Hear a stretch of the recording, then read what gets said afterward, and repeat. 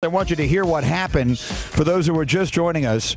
After the Celtics beat the Magic last night, overcoming a 14-point deficit in the fourth quarter, a lot of frustration on the part in particular of Dwight Howard of the Magic afterward. He didn't get the ball in the fourth quarter. It's that simple. Offensively, I have to get the ball. I think you're going to win a lot of games with I guess your post player, the guy you look to in the post only gets 10 shots.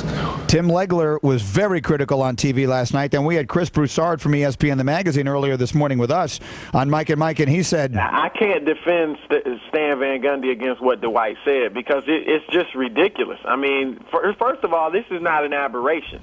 We've seen Orlando lose leads throughout the playoffs. Some of those games they held on to win against Philadelphia, but they've lost big leads late throughout the playoffs.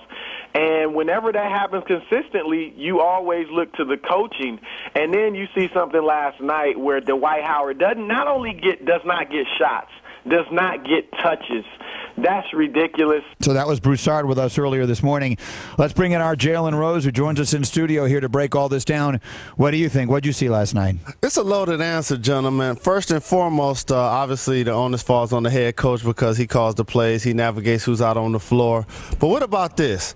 I'm a superstar. I'm dominant. Get me the ball.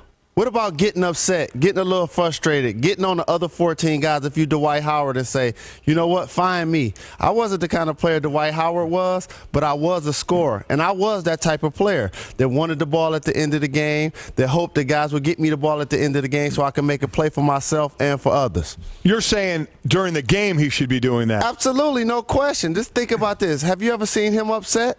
Have you ever seen him get on the other guys? No. Like we see LeBron James tell the other guys, right, get it to me. You see Kobe Bryant tell the other guys, get it to me. And that's the maturation of a superstar as well. You notice when you're in a huddle, it's one thing for a quarterback to be under center. It's another thing for a quarterback to command the huddle. And that's what Dwight Howard has to do. Yes, it's on Stan Van Gundy, don't get me wrong. But regardless of who's sitting on the sideline, get me the ball. See, because I think it's a mistake for him to talk about it afterward. That's something you talk about in the locker room with your coach. You don't go public, especially, I don't think at any time. Maybe I'm old school, but I said nothing good can come of you going public about what your coach did or didn't do. And this is why. Last time I checked, the series isn't over. Yeah. Right. They still have 2 more games to possibly win this series. You're the leader. So now what's going to happen in the next game? Your team gets down 5. Your team gets down 10. The other guys are going to have doubt now because they know you have doubt.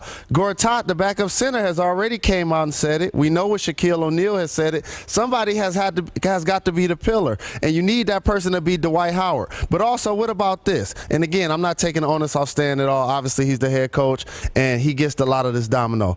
Dwight Howard, you know how many rebounds, you know how many block shots he had? You know how many steals he had?